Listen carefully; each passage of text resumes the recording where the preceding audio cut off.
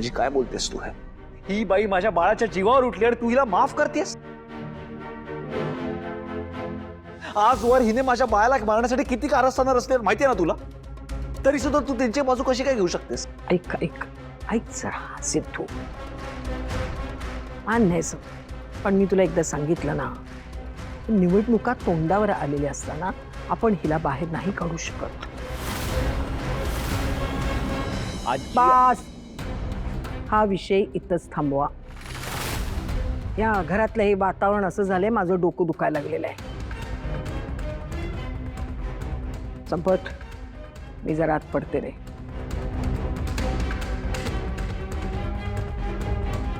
अहो पप्पा, तुम्ही तरी बोला ना काहीतरी. हे बघ सिद्धू, आई म्हणते ते बरोबर आहे. निवडणूक तोंडावर असल्यामुळे माझी हात बांधले गेलेले आहेत. मी काही करू शकत नाही. अहो तुम्ही काय बोलताय? तुम्हाला तरी कळताय का? नीलांबरी वनी या घरात असेपर्यंत भावनाला आणि आमच्या बाळाच्या जीवाला धोका आहे. मग आपण त्यांना घरी कसा काय राहू देऊ शकतो? सिद्धू सिद्धू सिद्धू प्लीज, मला मान्य आहे नीलांबरीमुळे तुमच्या दोघांना खूप मनस्ताप झालाय. म्हणजे तिने खूप मोठी चूक केली, पण तिची चूक तिला कळली आहे ना रे. तिने पाय धरून सगळ्यांची माफी पण मागितली, तेव्हा तिला प्लीज. मग माफी मागितली मग काय? उत्तराचं शेपूट ते वाकडं ते वाकडच असतं. आणि दादा, वहिनींवर माझा काडी मात्र विश्वास नाही. कशावरून तर परत असा काही करणार नाही. सिद्धू प्लीज, नीलांबरीबद्दल असं बोलू नकोस प्लीज. अरे तिची बाजू समजून घे. इतके वर्ष झाले आम्ही प्रयत्न करतोय, पण आम्हाला यश येत नाही, आम्हाला होत नाहीये बाळ.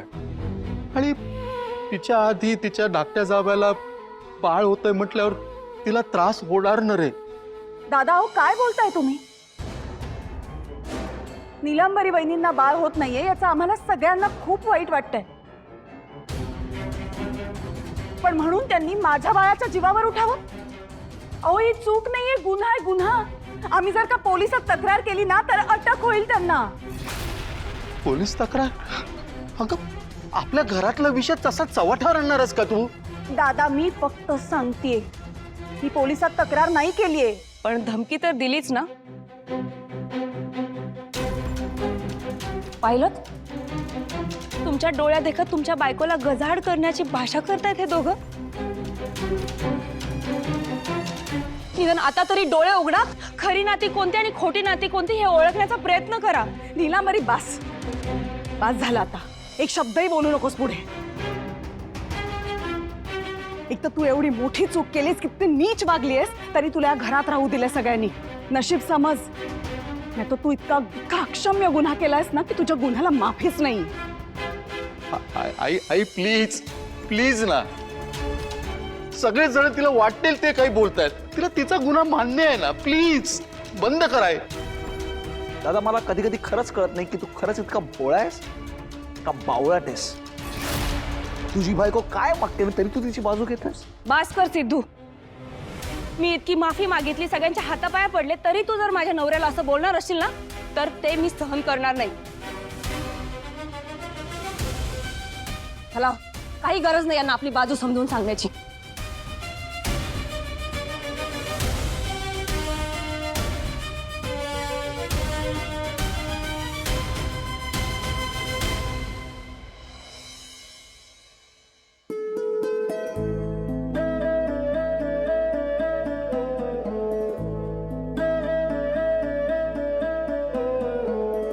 एकदा सांगितलेलं कळत नाही. सांगितलं ना माझं जयंत सरांवर प्रेम आहे आणि त्यांचंही माझ्यावर खूप प्रेम आहे. आता आम्हा दोघांमध्ये दुसरं कुणीही येऊ शकत नाही.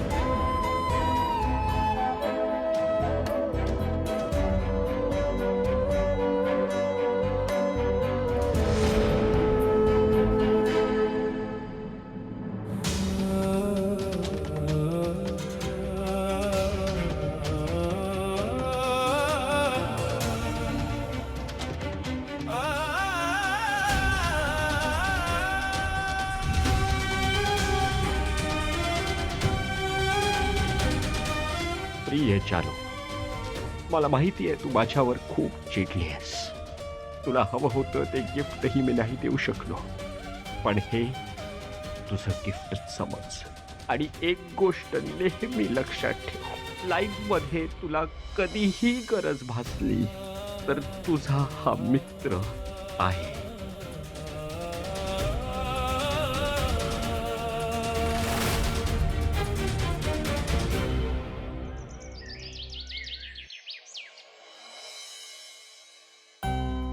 आजी, तुमचं झालंय?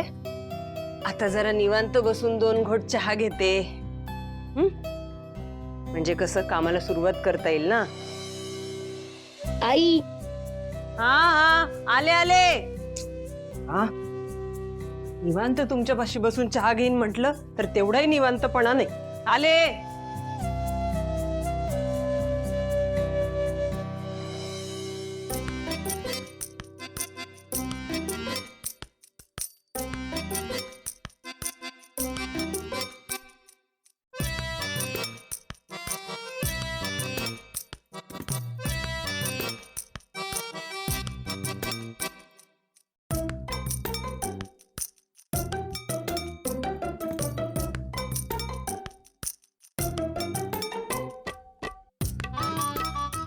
किती दिवसांनी काहीतरी चावायला मिळालं नाही, नाहीतर त्या नळीतून गळ्याचा वैताग आला होता.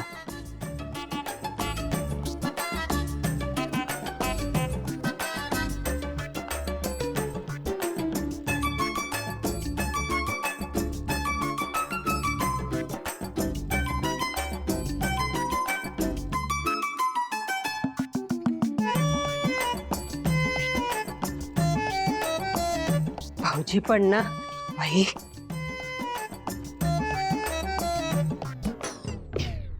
बिस्किट बिस्किट कुठं गेली? मी खाल्ली का? काय माहिती, खाल्ली असतील बहुतेक. या लग्नाच्या गडबडीने एवढी दगदग झालीये ना, 2 मिनिटापूर्वी काय केलंय तेही आठवत नाही. बिस्किट जाऊ दे, निदान चहा तरी घेते. जाऊ दे, जी चहाच पिते आणि लागते कामाला. आजी, चहा पण गार झाला. बरं चला, आटपून घेते काम पटापट. आलेच आजी.